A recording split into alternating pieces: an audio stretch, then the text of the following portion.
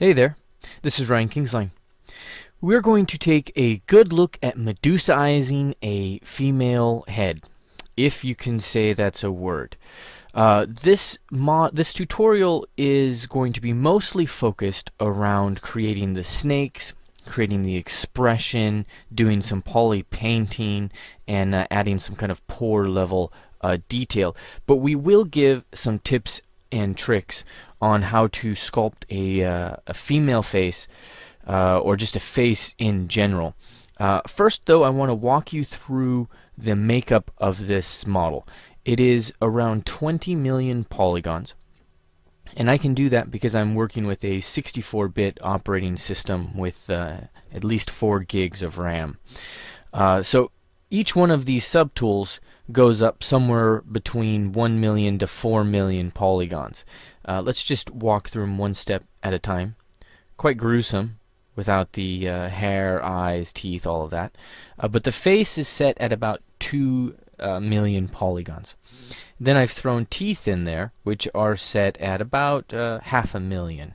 And the teeth have all sorts of poly painting. I've shaped them and randomized them quite a bit, and really spent some time on that gum. Also, you should note that they have their own material assigned. I've assigned toy plastic to them. And we've got eyes. Zoom out just a touch. And these are just quick poly painted eyes, assuming that I would be painting over that inside of Photoshop. The hair itself, we're talking should be about 1.5 million. Yeah. And this is just really quickly blocked in hair.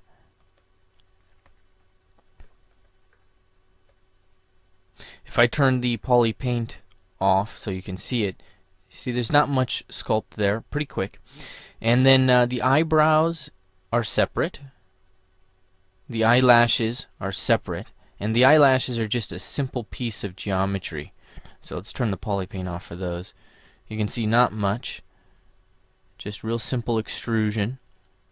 And then there are a bunch of snakes and snake heads. The snake bodies are done separately from the snake heads, mostly because I knew that the snake heads were going to have a ton of painting done on them. But they're just simple sea spheres with some sculpting on there to give an indication. I'm assuming again that I will tweak things once I get into Photoshop. And so the rest of all of this, snake, snake, snake, snake, and then head. And then another head. That one's for something that's not there.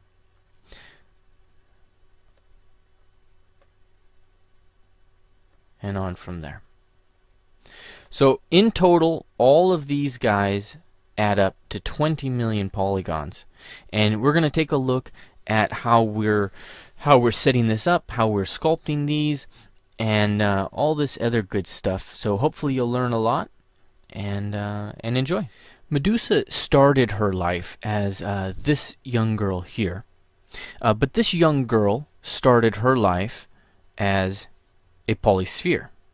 So I want to show you how I developed this polysphere into this young girl, and just some of the tips and tricks that we need to know to keep ourselves on track. First thing I'm going to do is turn floor on just so I can see a little bit more easily where this is facing. And then I cut a notch that's roughly 1/4 of the back of the head, and measure that, because every time I do this, my students get that wrong. And in fact, I just got it wrong. It's visually confusing because the volume is coming in down here. So it has to be half.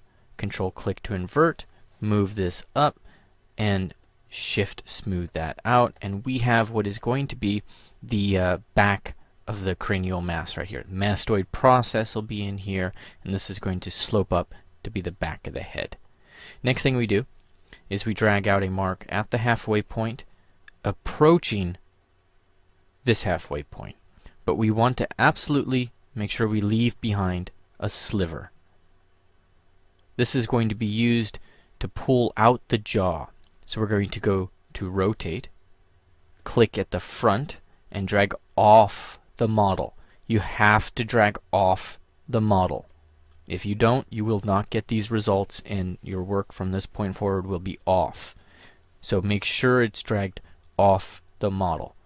Then click the center red dot and pull this down so that you have basically the angle of the mandible there. And now the next step is to just cut the front of this off. And I'm going to do that by going to the Trim Front brush, select a point here in the top of the head, and just drag down. That's going to be a pretty good indicator for it. In this case, though, I'm going to have to switch to the Trim Dynamic, and I'm going to turn Floor off now that I've got angles. And I actually need to trim upwards. Let's turn Polyframe off. I want to make sure that I don't touch this point, but I do want as clean of a plane as possible. Alright, now the next thing I have to do, pull this jaw out. Pull that so it represents a little bit more that slope, and then where the mandible would be, roughly at the halfway point. Okay, and now we've got a ton of distorted mesh, bad topology, all that stuff. We're going to go to Geometry, lower our subdivision levels, lightly smooth it out, and then press Reproject Higher Subdiv. And it will redistribute the topology. Quite nice of it. Now, next thing we've got to do is turn Polyframe off, and let's make sure perspective is on, is we have to adjust the width and height of this. So I've got to just pull this in slightly. So I'm going to switch to the Move brush, increase my scale, and just click on the sides and move inwards. Keeping in mind that the jaw is going to slope down.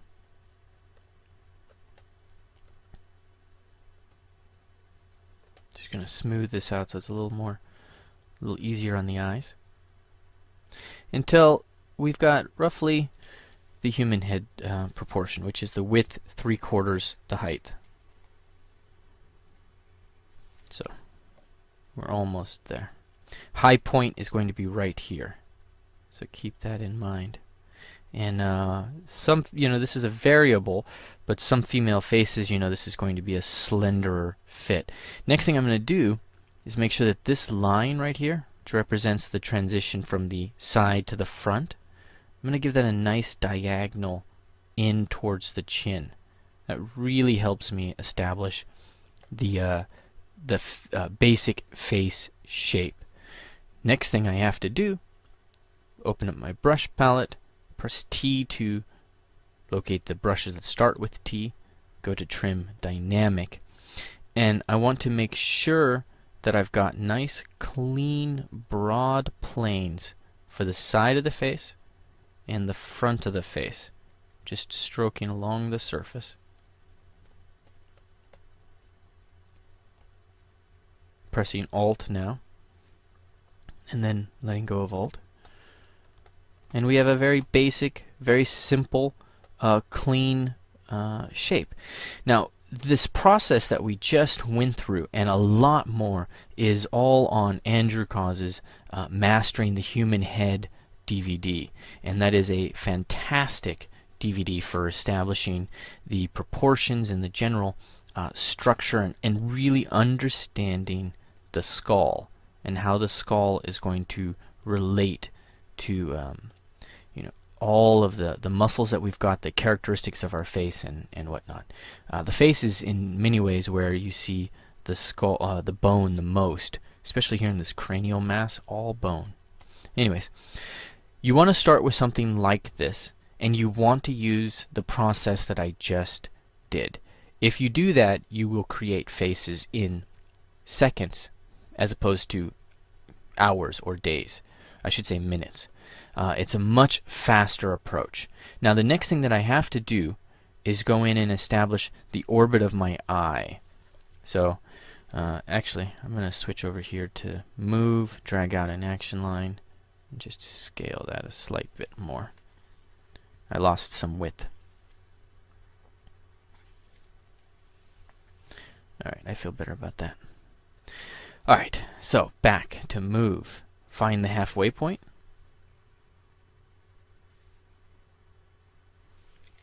Should be right here. Make your brush roughly in the shape of an eye or the size of an eye, a little bit larger, and just start moving back to establish the orbit of the eye. And then there's a nice little S-curve here. You've got the orbit of the eye, cheek, masseter. And that's a nice design shape that you can use to really emphasize what you've got going on. I'm going to smooth out this front plane. I'm ignoring the nose right now. That's really key. The nose just gets in the way and doesn't contribute to our understanding of the face at this stage. I'm also making sure that the cheek is the largest, the furthest out point, except for right here. So I'm bringing the brow in.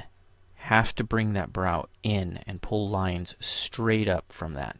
It's essential for you to get a realistic face. Okay, that looks good. Now, I'm going to clean that up with Trim Dynamic. So I have Trim Dynamic set to a hotkey. It's just set to 4. And Trim Dynamic is an amazing brush for creating these planar details. You can press Alt to really softly create a nice clean plane there.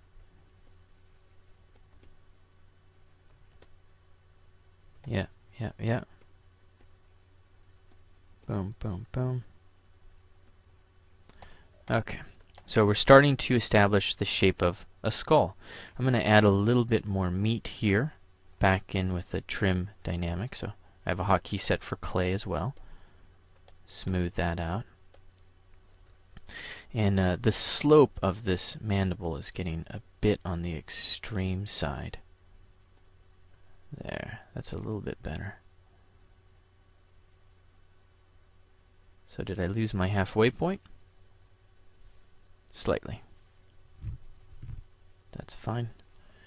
Just move that up and move this up. Cool. Now the next thing, pull the nose out. We're going to switch over to the standard brush, drag out a mask that represents the nose, and that's roughly the bottom of the nose right at the bottom of the cheek.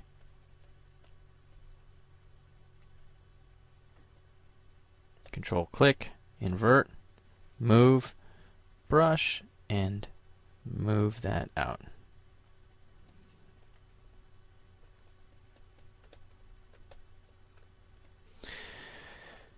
Now at this point you want to spend time with your profile. Get the mouth there, get the shape of the nose, whether or not this is turned up, whether or not this is kind of a hawk nose. You know, as whatever the shape is going to be, you want to make sure that that's there. It's also wise to take this corner of the brow, just push it back all the way. You're doing that. One, you need the brow to be fairly straight here. You want as straight a line as possible, but the brow on this side is going to be pushed back slightly from where the glabella is and all of that.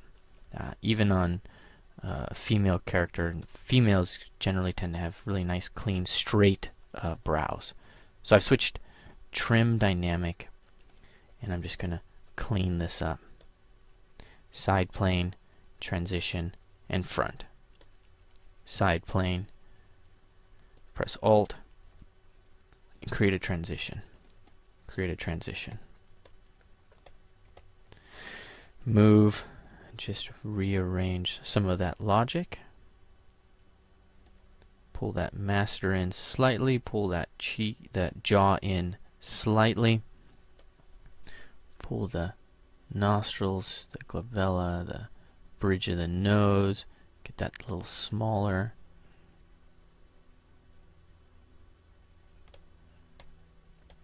And then with Trim Dynamic, I'm going to press Alt and just build up a plane here, back and forth, one side, the other side, and just smooth it out.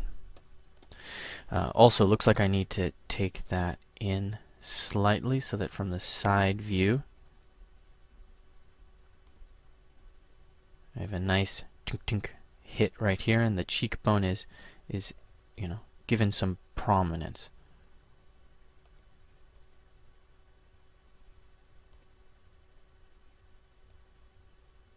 And there we go. Control D to divide it. Flatten this further. I like to work with as flat a planes as possible.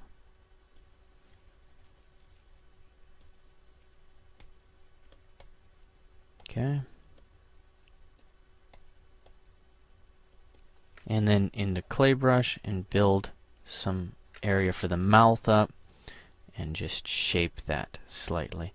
With Trim Dynamic, you can also press Alt and start to build up where the zygomatic major is coming into the nodule at the side of the mouth, and then all the way down to the chin. And then just start to shape that slightly, give it a front plane that it didn't have, and then a side plane.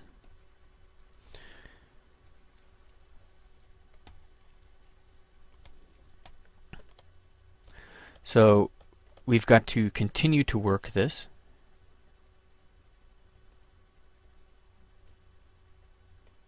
Always so much more work to be done on the human face, and I'm not going to do the whole thing.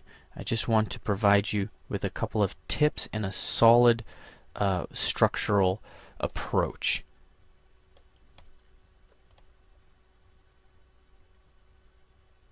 Okay. Alright, one thing I want you to keep in mind is that you can divide, let's switch over to the standard brush, you can divide the face into several planes. One of them I want you to be really aware of is just this plane right here, which goes from the master muscle, mandible, up the side of the mandible, along the zygomatic arch. Nice clean plane. Another one, zygomatic major, nodule at the side of the mouth, down to the chin. Let's just minus the nose from that. And there you have a nice, it's almost a triangle. But then, if we were to say turn flat on, you can see that leaves another really nice triangle right there. Now, it's interrupted by different features and things of that nature, but if you were to simply make that a nice clean plane, a lot of your work is done. You can simplify this into these nice, clean, simple planes to keep all the detail that you need. Then all you have to do is go in with brushes like Damien's standard brush and, cut out the line of the lip.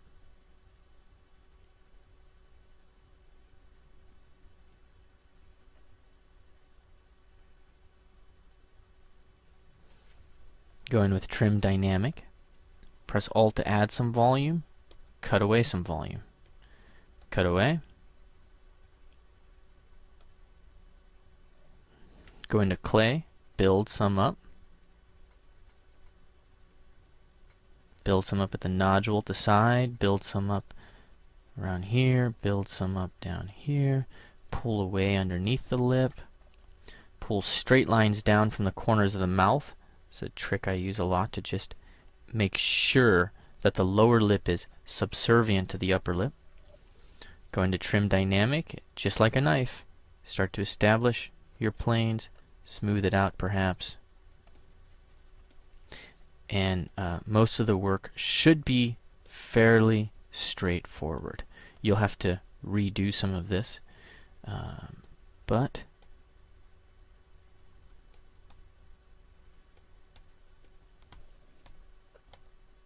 I'm in okay shape with that mouth. Let's just extend it.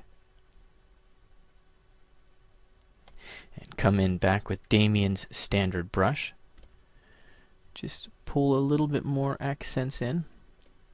Brush is quite intense.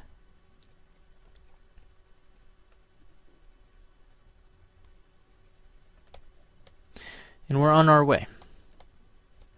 So step by step, constantly checking your views. That nose is a little, and then the brow. Okay.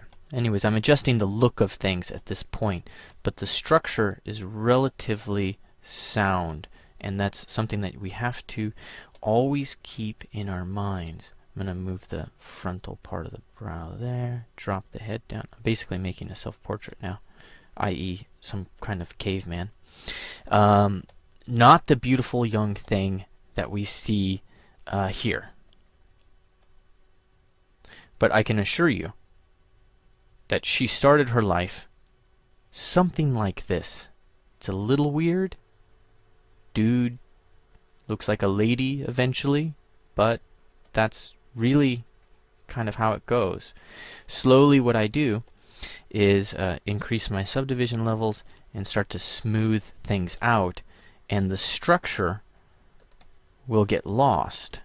Not lost, it gets softened.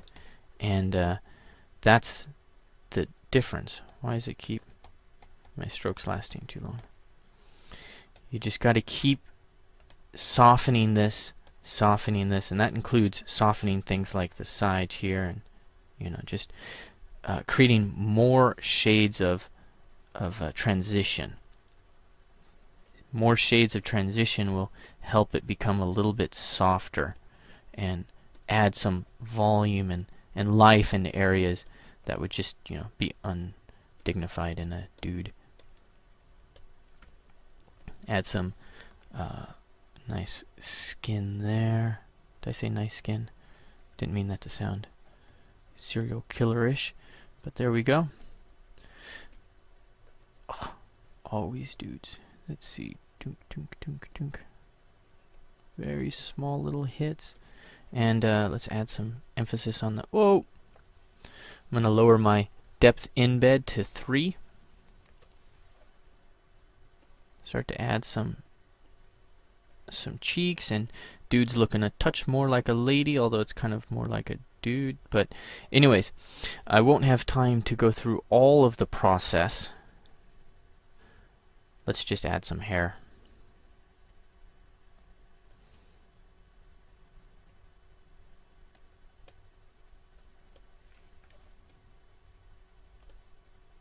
Let's increase the size, actually. I'm going to go to deformation.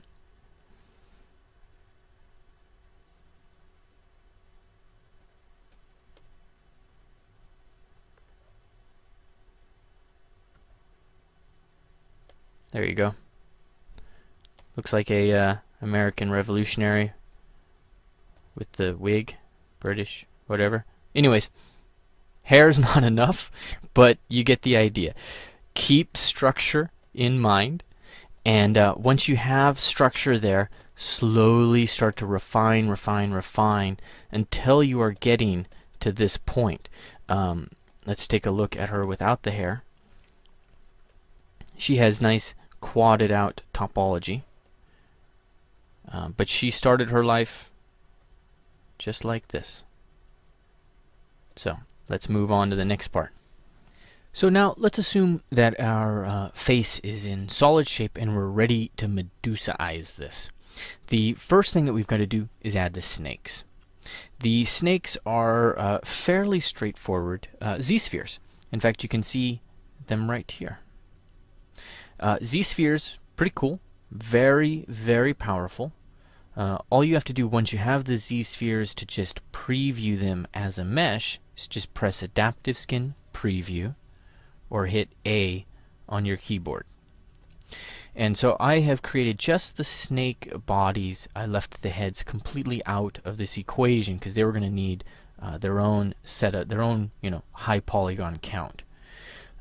So I create all of the snakes as one go, as one set of Z-spheres. And then once I've got them, I will go in and break them up into clumps so I can divide each clump higher. But let's walk through this process, how we got to this stage. So we're going to start with the basic foundation of it. I've got my model here. Let's just hide this. I'm going to append an entirely new Z-sphere. Select that. And I'm going to turn symmetry on for this initial scaling. Go to scale, scale this down. Turn transparency on so you can see it. Just make sure that it's positioned near the cranial mass.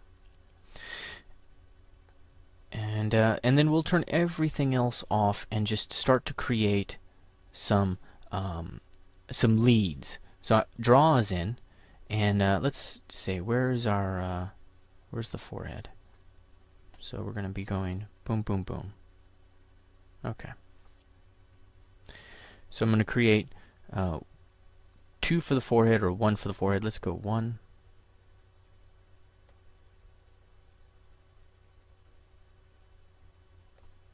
And I'm just trying to create a few tendrils. We're going to get a little bit more going on down here.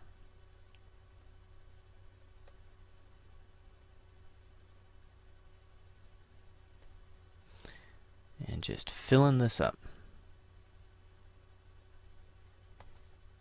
Cool. Press A. It's going to look like a mess. That's really not our concern right now. What we want to do is now take these little, what are basically the root, the base, and I'm going to add an extra one. Press Shift to constrain it to the same size. You have to press Shift after you draw them. So draw, press Shift. Click and draw, press Shift. Again. Again. Again. Again. And then on from there. So I'm going to go ahead and put these guys in. And then I've got to move them. So let's say they're all aligned. I switch to the Move brush. Sorry, not the Move brush. That's going to be confusing to you, I know. It's Move along the top. So there are, a couple of different options. Move brush moves polygons. Move, scale, and rotate. These affect the model in general, or in the case of Z-spheres, they affect Z-spheres, each individual Z-sphere in general. So I'm going to press Move, lower my draw size. Always this gets missed. I say this and people still miss this. Lower your draw size. If it's large, you come in here and you move 1, you're going to move the whole thing. Lower your draw size. Move that out till it has reached daylight. Till it's reached daylight. Out. Out. And then I'm going to rotate this slightly so I get this one at an angle.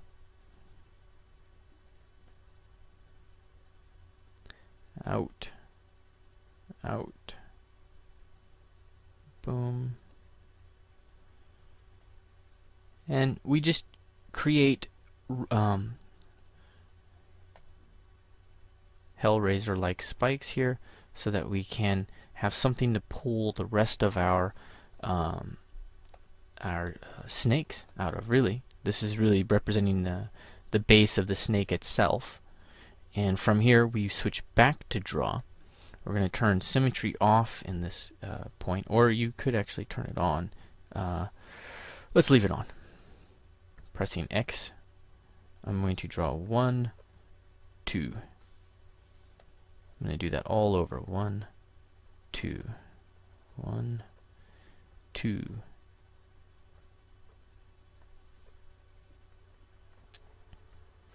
Okay, I'm not going to do all of them, but just a few. Now, with that said, we go to Move, and we should be able to click and draw these out. Sorry, move these out.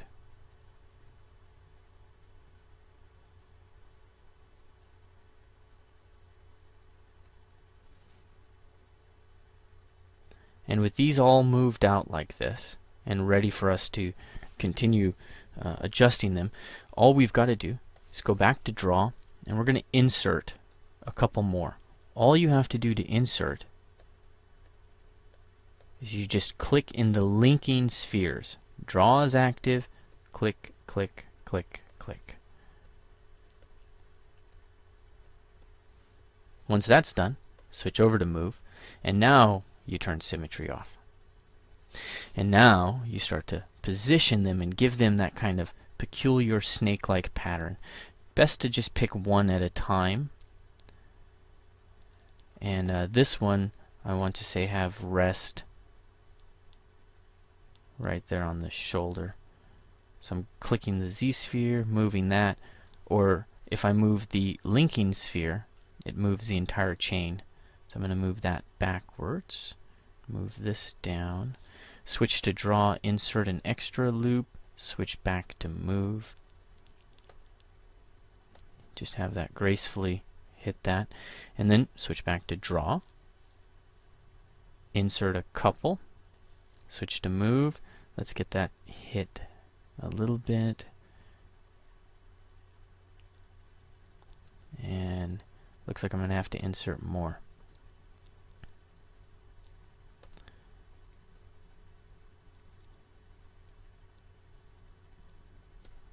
Notice that I'm having to go from front to back just to see the revealed part of the snake.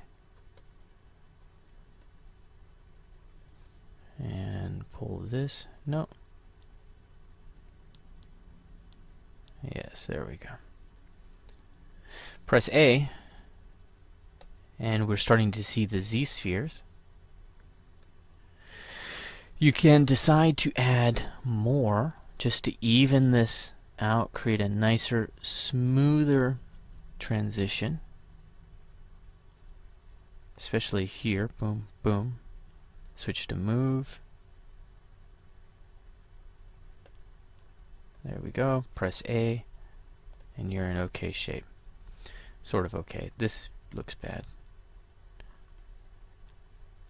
A. And that's it. Now, that's a really thin snake. I'm not worried about scale until after I have that created. Then I go into the scale option, and up here at the top I press Alt, click and drag down, and it's going to increase the scale of the entire snake. Alt, click and drag down. Nice big thick snake. And there we go. So now you simply repeat that process for all the other Z spheres and just create the pattern that you see fit. It is not a easy process to get in and figure that out. I did have to look at a lot of snakes, the coil pattern, and really check my reference to make that happen. But all it is you, your computer, your ideas, and time. And you'll get this, or something better than this.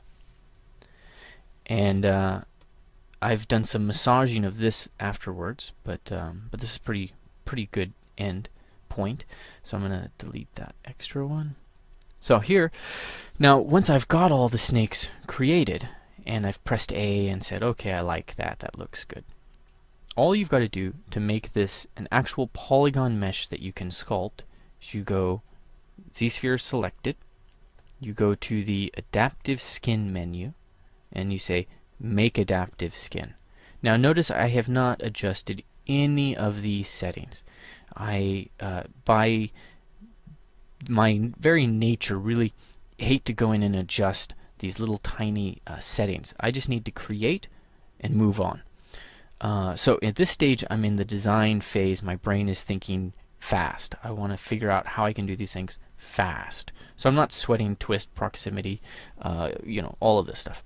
Doesn't matter. I'm just going to say make adaptive skin. Nothing happened. Where's my Z-sphere mesh? Where's the skin mesh? Now, I've taught this many times and the same thing happens all the time.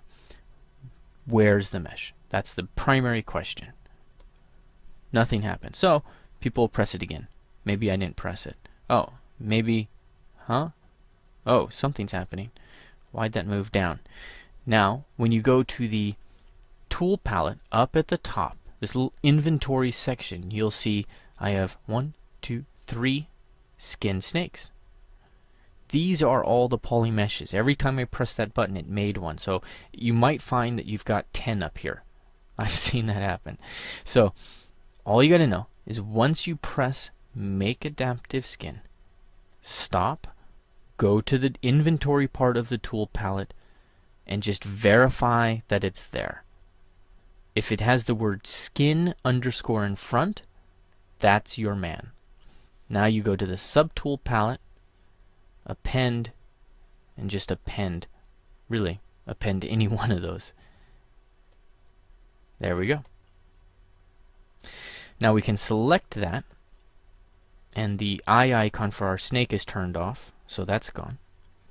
And now if we turn polyframe on, we can see, here we go. It's all sculptable. Adaptive skin is not on there. So I can divide this. Hover my cursor over the subtool and it says, well, it's at 1 million polygons. Okay, I could get 4 million out of this, I think. I feel comfortable. But what I want you to notice is how one snake is going to be very, very, very low res if I leave it like this, if I don't make any adjustment. So let's just isolate one of these groups, or a couple of them. I'm going to press Control-Shift, click, Control-Shift, click and drag, and then Control-Shift, click, click, click. And I'm having to do this for the entire polygroup of that snake. All of those. We're going to fix that here shortly, but now Control-Shift, click and drag to invert, and notice that that only has 20,000 polygons. That is nowhere near enough polygons for us to work with. So we are going to do a couple of things to sort that out. One of the first things we're going to do is reset these polygroups so that it's easier to make a selection, so that each snake is its own. And we're going to start with that one that we had selected. So that represents a pretty solid amount of that snake. Now we go to polygroups, simply group visible. Now that entire snake is all one group. All I have to do is press Control-Shift, click on it, and we're in good shape. Now I just need to repeat that for all the other snakes. So we're Control-Shift, click and drag, Control-Shift, Control-Shift, Control-Shift, Control-Shift, boom, boom.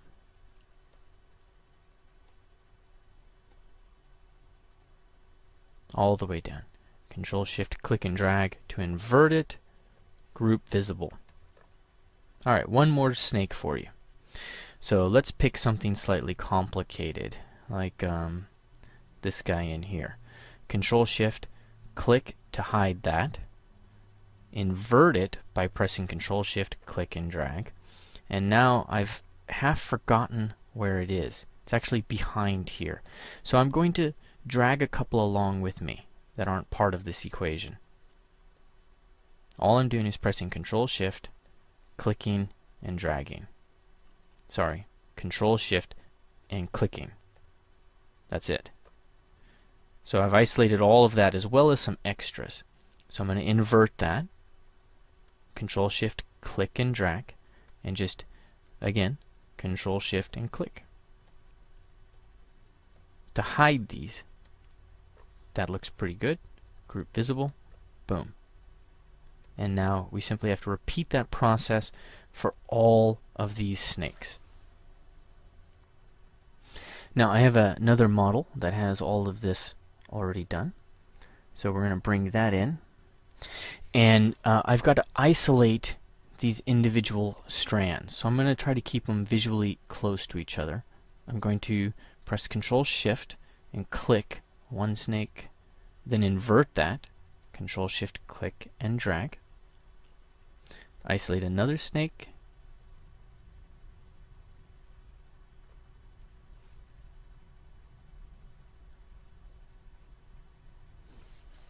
It's waiting to do something. And there we've isolated a couple more. I'm going to lower my subdivision level of this whole thing just to make my life easier. It's definitely slowing down because I have several models loaded, and even with a 64-bit operating system, you do have to be careful how many are loaded when they're at this high of a polygon count. Okay, and then we're going to isolate one more. Let's say this one here, and maybe even this one. Control Shift, click and drag to show them. That's a nice grouping. And then we have to split them off. So once you have parts hidden like this, you can simply press Split Hidden,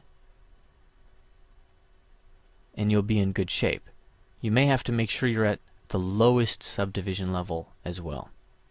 Now it's going to go through and do its processing, and then this is going to become a separate subtool. So now it's split it off. Here we go. This is my base. This is what I started with, and then this is just the grouping of snakes that I have off to the side that I split off. Now I can take these guys and divide them even further. So right now they're at 500,000. So I can divide this one more time, which is going to give all of these snakes that much more polygon detail. Which is going to be really essential on these guys that are here in the front. So let's just repeat that one more time. I'm going to say pick this front area or the side area here and see what we can do out of this. Making sure to go into this skin snakes. That's my clump. I'm going to select Control Shift, press that, Control Shift, click and drag, Control Shift, Control Shift. And let's get this guy, even though it's not grouped. Control Shift, click and drag. And again, simply split hidden. And then this will become its own subtool. And all the rest become another subtool.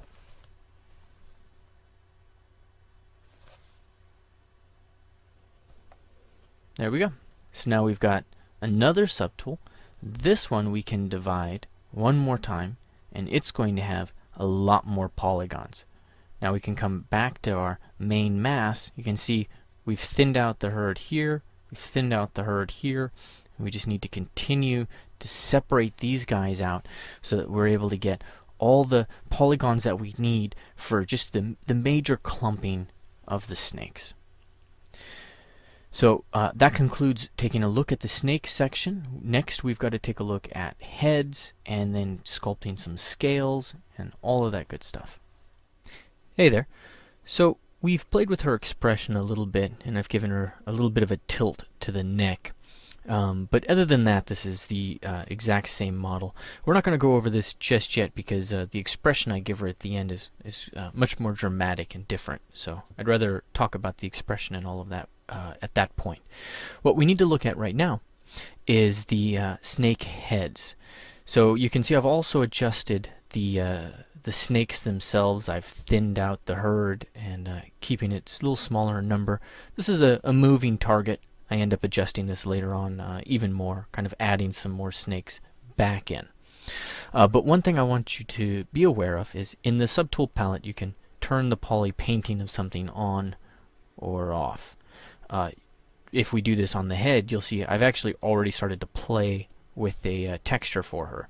And this is something I adjust later, so we'll look at that in a bit. But right now we want to take a look at these snake heads and how we created them. So I'm going to focus on one like this. Let's just press F to frame it. Press Shift S to drop it to canvas. And if we look at our rattler head,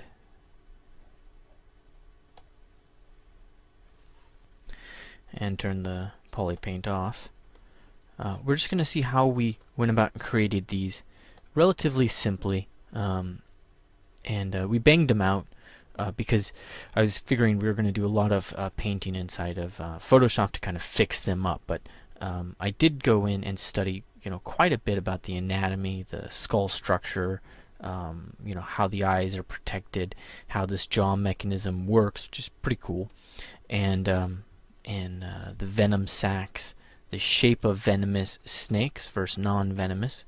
The difference being mostly the large sacs on the side, which creates that kind of diamond shape.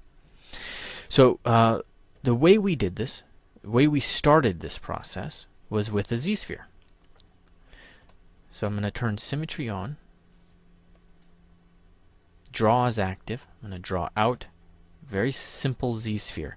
Notice I am not touching the bone, this white bone in the center. This is the biggest problem I find people have working with Z-spheres. Is they always want to lock it to a view and then accidentally click the white bone. Not going to be a beneficial thing. I understand the impulse, but it's just going to cause problems. So we're going to switch to move and just reposition. Then back into draw, and I'm going to pull out a top and a bottom. This represents essentially the jaw. So back into move. Notice that my brush is a little large, so I'm going to lower that.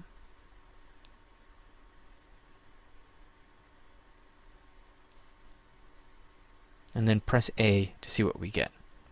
So right there we get an edge looped form that we can work with.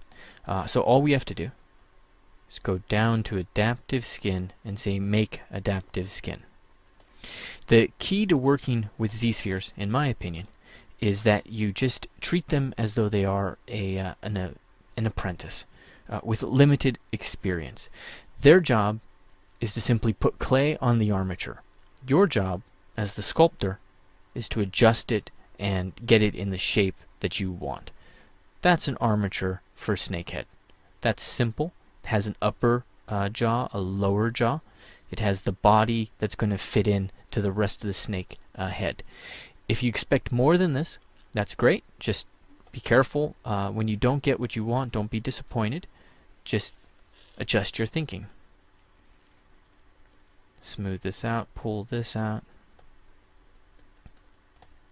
and the nostril in.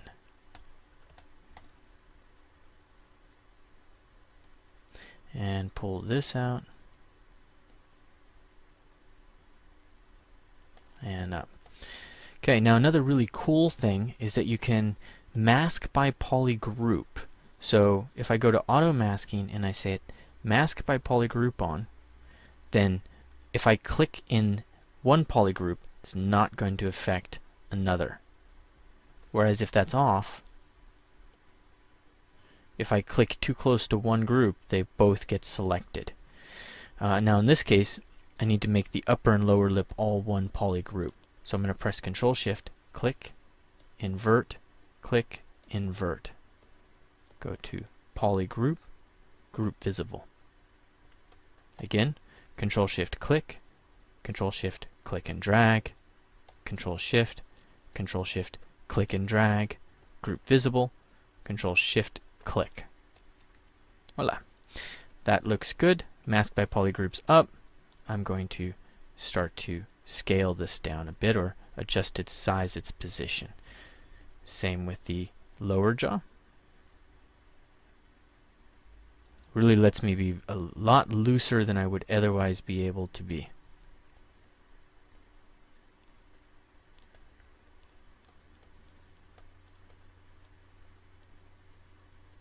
Let's get this a really sharp tip on the nose like a rattler. Pull that out. Pull that in. Okay, and then give this a nice shape upwards. Boom, boom, boom.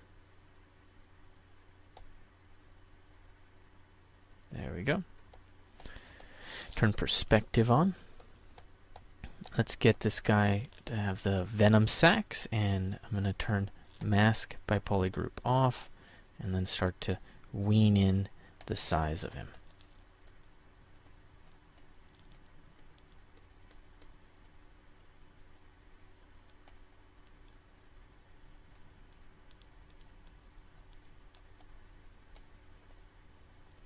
Yeah, that's looking acceptable, you know, for just roughing this in without reference. And then divide this. Divide. Let me turn polyframe off. And again, whenever I build, I am always using trim dynamic. It's kind of key to me. I don't see the point of not using it when it's... This is how you plane surfaces. This is how we get a really nice clean shape to it.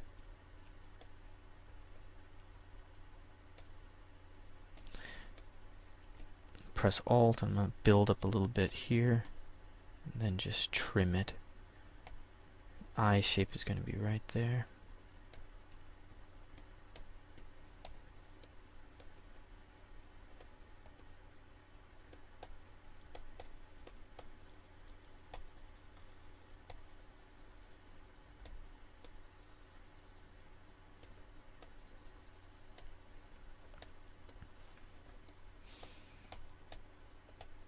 Okay, and how do we get the eye?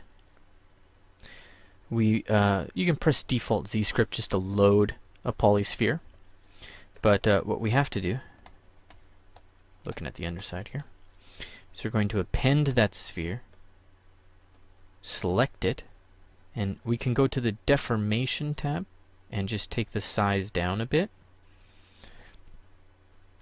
If you turn transparency on, you can see it a little better. So I'm just slowly, bit by bit. See, that looks good. Touch smaller. Then we have to move it with transpose. So you just want to draw an action line out. If you don't have an optimal view of the action line, just click somewhere outside of that line. Click the center white dot. And then I'm just going to draw again, but this time with symmetry off. I pressed X, or you go to transform and turn symmetry off. And then let's turn transparency off. Just get that right. Looking a little bit like a crocodile. That's cool though. Now, if we want to mirror this over, it's pretty simple. Subtool master. And you just simply mirror. I'm going to leave it at default settings. And then come back to the skin, to the snake skin, go to move, and just give it a bit more of an orbit of the eye there.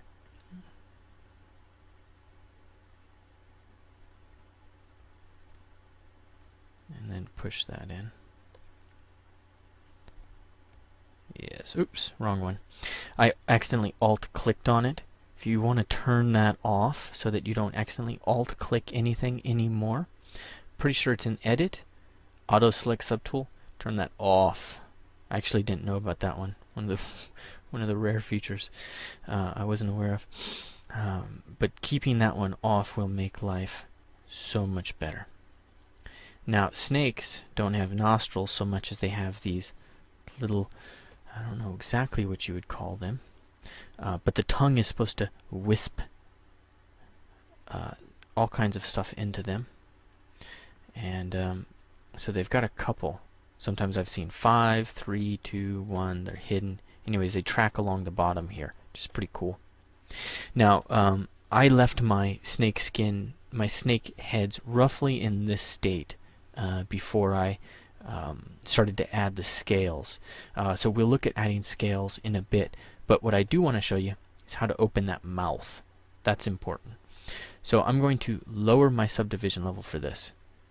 I think this is too low.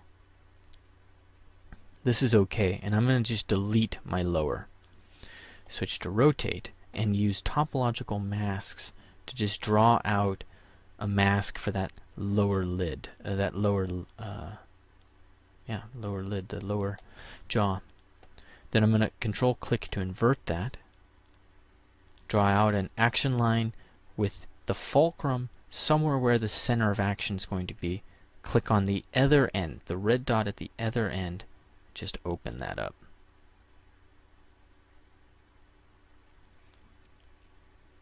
So that looks good. Let's keep perspective off. I'm going to turn lasso on And I'm going to lasso, whoops. I'm going to lasso the top of the head. Control click to invert. Control click on the model. And move that up.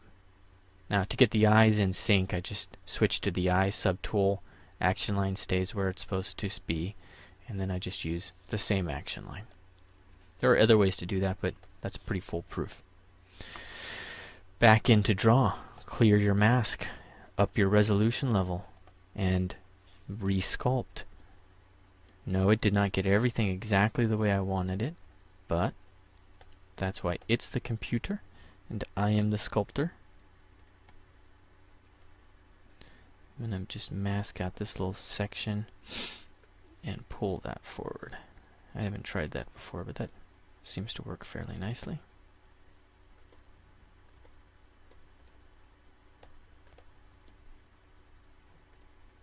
There we go. Up the resolution. And there's all kinds of stuff we can start doing in the mouth area here. Let's go back into Trim Dynamic. And I'm going to just carve out, type pretty deep in there. Give myself some nice clean planes to work with.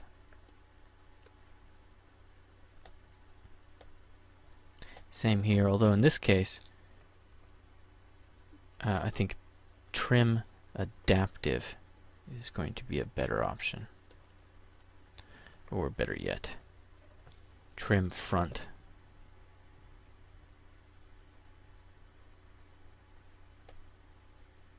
That just killed it. Yeah, there we go. Go back into this.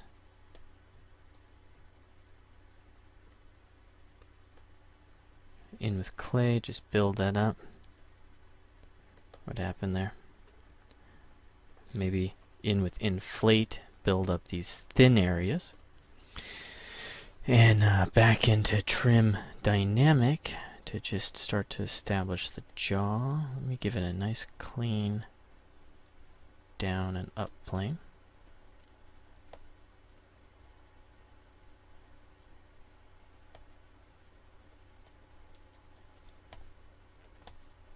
And what's our polygon count?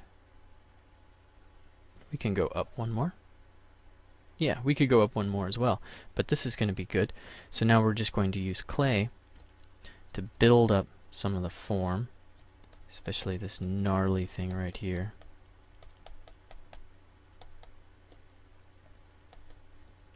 And I'm just kind of just carving in, and I'll leave a lot of the vagaries of the form for a bit. I'm not going to get into them just yet, but I do want to start to suggest the venom sacs back in here and start to create some of the gum lines where the fangs are going to be.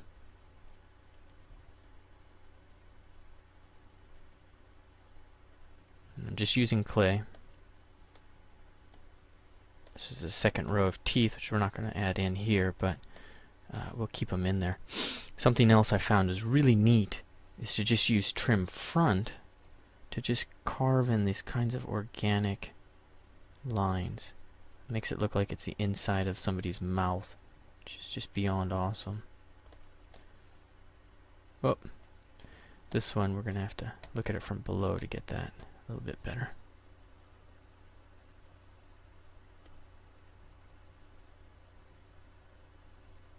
Okay, anyways, let's keep moving on. A lot more form to be made and shapes to be done here, but I'll have to leave you with your reference for that. What I want to show you now is the fang, and it's fairly straightforward, but I did end up using a primitive. I used a cone, and in fact I think the easiest way to demonstrate this, that'll demonstrate a few other cool things, is you simply append a cone. When you do, it asks you if you want to keep it a primitive or make it a poly mesh. You want to hit yes. And then we're going to scale it down. So I'm going to turn poly frame on, click here, and go to move. So I want to skew it. That's good to start. And then I'm going to come from this side, skew that down.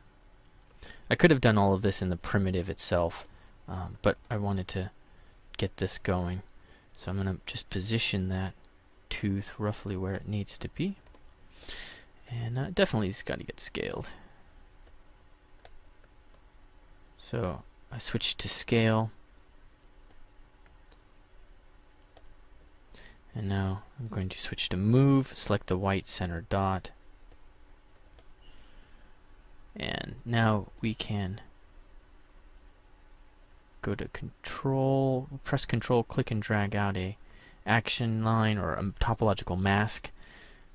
Draw a action line from the center, switch to rotate, and we can start to get this nice fang quality.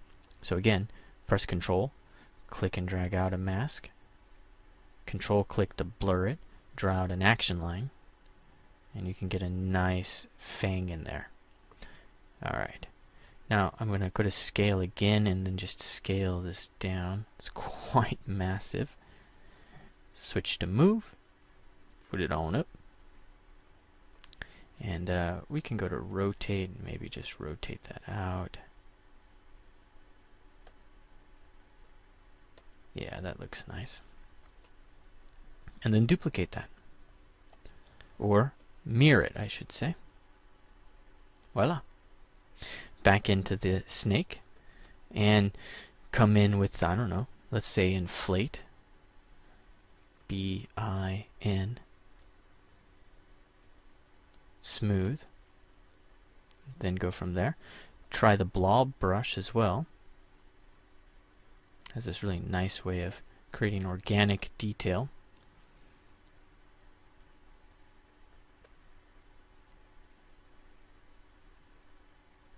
Especially if you've got the resolution to capture that. But that's the long and the short of creating a snakehead. Now, once you have all of that, you have to merge it so that you can append it to the model. And our snakehead here is about almost 1 million polys. So that's not a problem. But I do have to merge everything. Thankfully, there's a button here for that. There's a couple of things to know, though. You want your resolution levels to be comparable. So I want the eye to have 6 resolution levels. Doesn't have to, but you'll have much less chance of failure if you do. Okay, I'm going to go to that eye and actually go down. See if I can't reconstruct 2 levels below.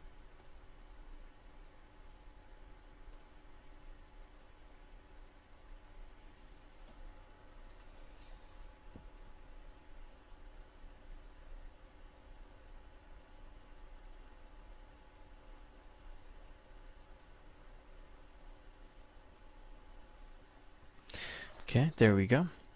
So now I can take this down and I'm just going to delete higher.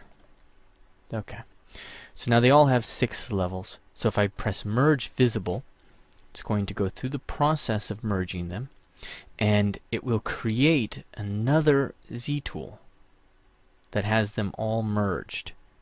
Now in this case, it was not able to keep the resolution levels, but we should be able to reconstruct.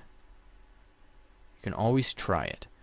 In this case, we're not able to, so let's take 2 seconds, try to understand what was happening. Now, these primitives are known to cause problems with this kind of stuff because of the way the algorithm works. So I'm going to delete higher, and let's take this one down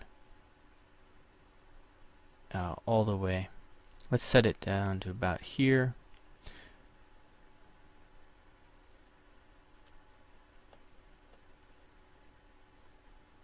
Let's see what our results are now. Whoa, we definitely merged the wrong visible. Merge again.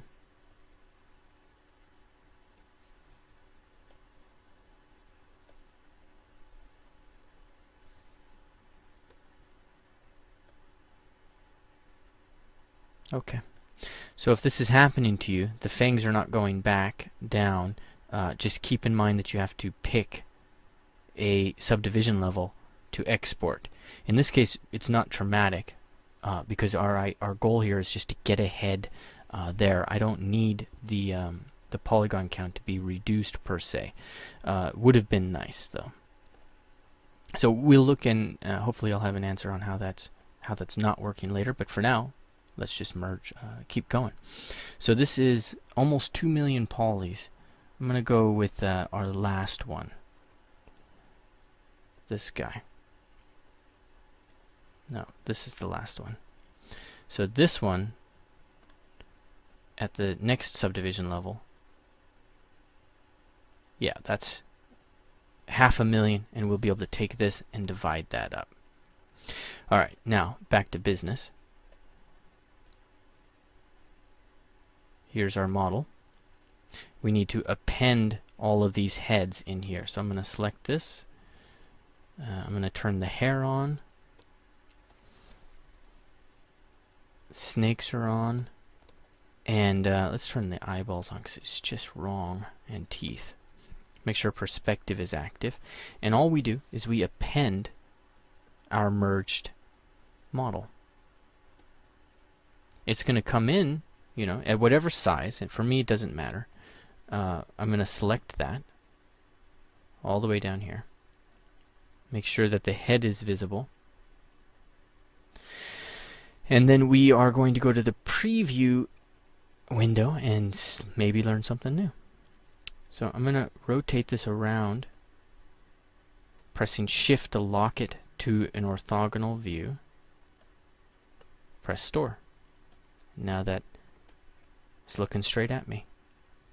Then deformation, start lowering the size. If I remember right, it's really just 2 lowers, maybe more. Let's leave it at that because that's quite a good size. Switch over to Move, draw out an action line, turn transparency off, and we want this guy up here in the corner. Drag another action line out, get him positioned about there. Look at him from the top. And don't forget to rotate. Maybe even spin him slightly to give it a nice dynamic quality. And you can certainly scale it down at this point. But I kind of like that size for the moment. It's something you can adjust later. But now all you've got to do is create all the other snakeheads, get them all positioned roughly like this. I created 3 variations: rattler snake, python, and something else. I can't remember what the other one was. It just looked really crazy. Also, I created 2 versions of the rattler, one with the open mouth and one without the open mouth. And so I was able to, at the end, swap out and have several different snake creatures. So that concludes taking a look at snakes, and I'll see you in the next slide. So we've got the snakes kind of in their position. Next thing for us to do is to adjust the hair a little bit. And in my case, I chose to adjust the hair so that it was kind of more up and like a tousled, curled look gathering up here in the top in a bit of a bun. You can see it better from this angle.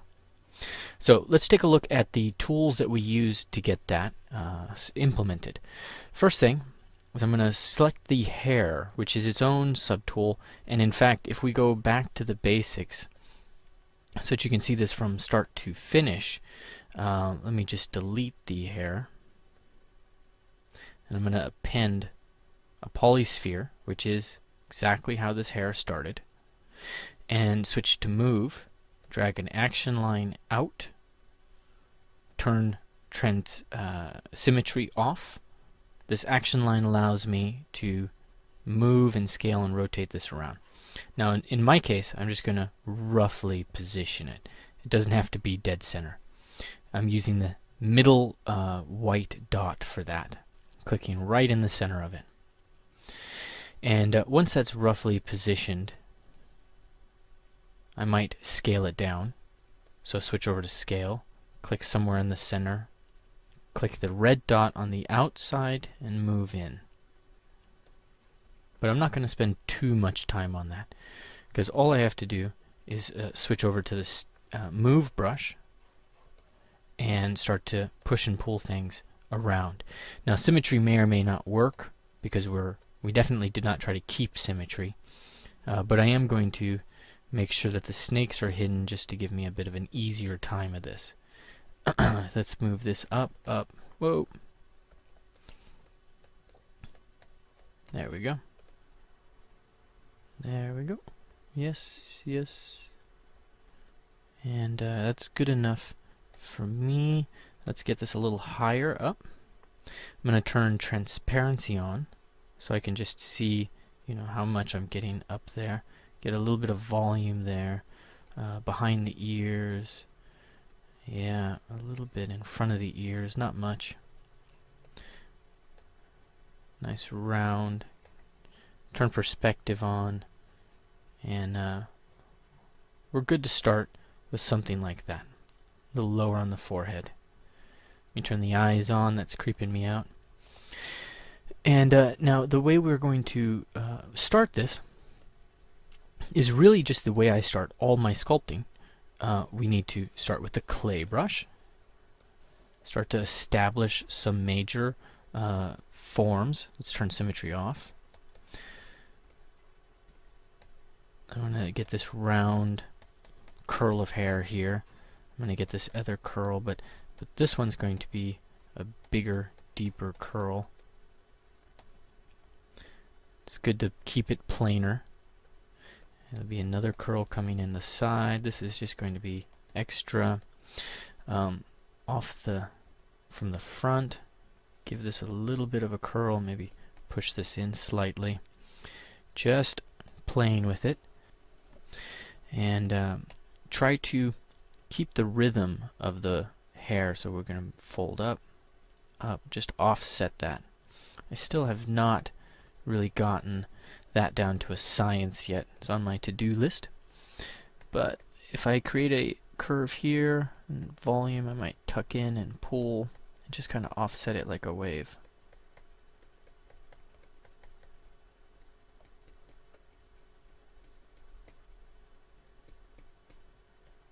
Yeah. Okay. Pull this up. Maybe switch to Damien's standard brush to create a part. It's good to take that part all the way to the skull. And then in the back, we need to create the bun. So of course the bun has a lot of volume that's built up right here, which I've already kind of done most of that. But it is separated from the rest of the hair. So I am going to create a separation plane there. Come on.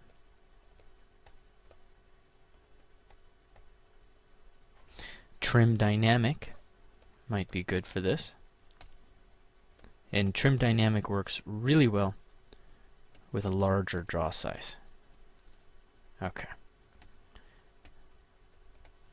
So, save me some time. I'm just going to move that in.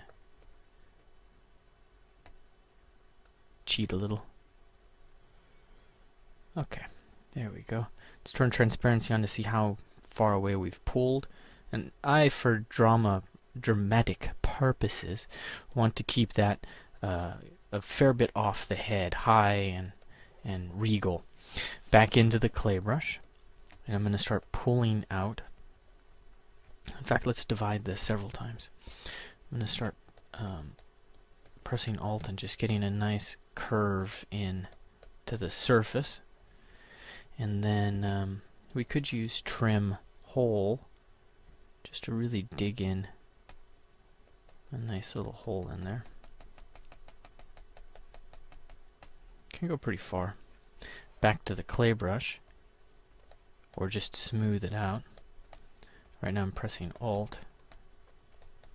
This will give me the chance to build up into this. There we go. So we're going to build.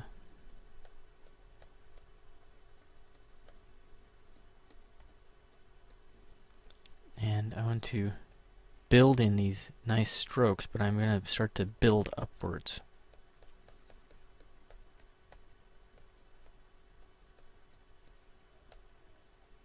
Okay. This wasn't poorly delineated, So I'm going to just hack into that and really make that nice and clean. And I'm being very aggressive. Back in with Trim Dynamic to just soften it, make it a little bit nicer.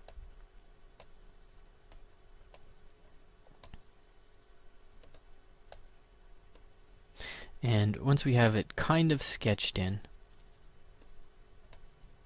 there's a couple of other things that we can do. Looks like I need to cut more into this.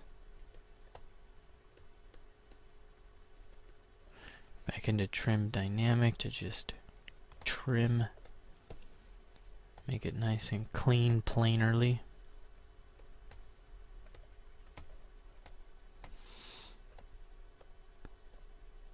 Slowly building, maybe trim Adaptive. Just take a plane and extend it all the way through. Again, very loose right now. I'm going to have time to fix this and make it pretty and all of that. But I need stuff done on the canvas, on the sculpt, for me to really get my head around where this is all going. And it's really good to just see how loose you can be.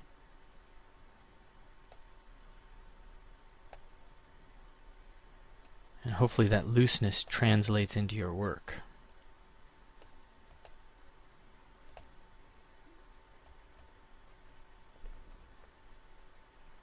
Okay, Trim Dynamic, and that's going to undo some of the damage I did.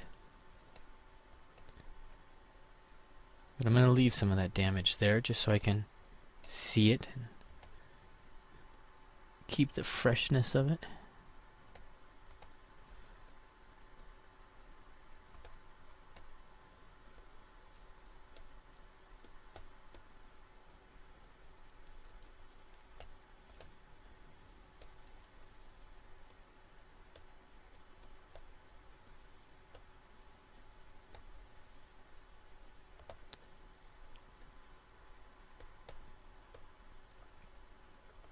Alright, so we're approaching something to work with here, but I'm going to finish this up a little bit, keeping in mind, that the artistry is, key. You have to spend time on these things, so my result's going to be a little less than this, or I should actually say less than this. But the process for getting that is relatively straightforward. One thing to note right there, I just snapshotted the model down so that I could use it to copy, which is a pretty useful way to get something out to just kind of test it. The key to this is gently using the clay brush.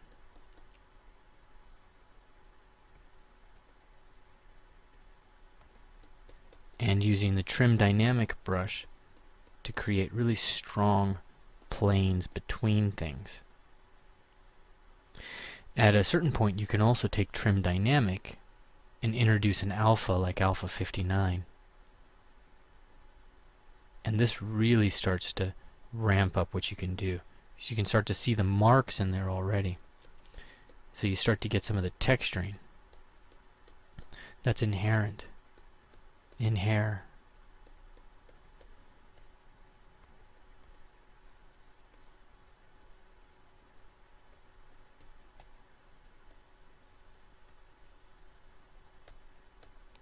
And around here as well. Let's just up that. I'm pressing Alt right now to just add some volume.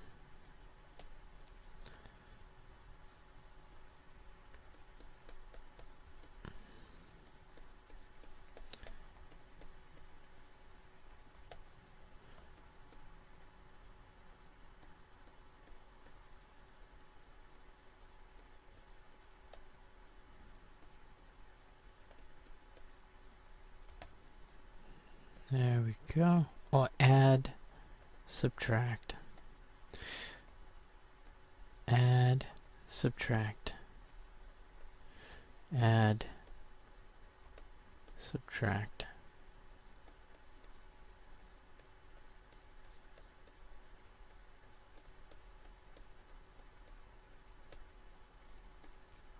that floor. Add, subtract. And keep working it, but it's very simple what I've done here. The other thing that I should show you, make sure you're aware of, kind of the final thing, is to use trim adaptive to really cut these planes between the hair clumps. Pick a plane that's facing the way that you want, and you can use that plane to create a nice strong edge.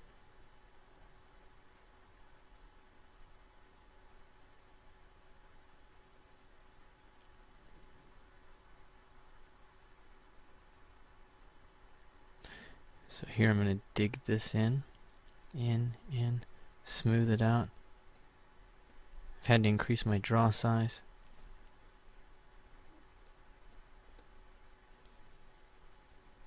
And there we go.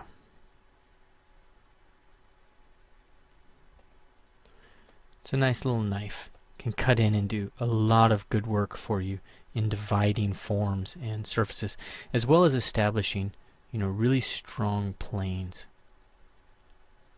Whoops. Try pressing Alt instead. And then with the form that you get from Alt, switch to Trim Dynamic. And just start to break it up slightly. That has a lot of usefulness, a lot of power for creating a nice, really strong sense of movement. And on from there.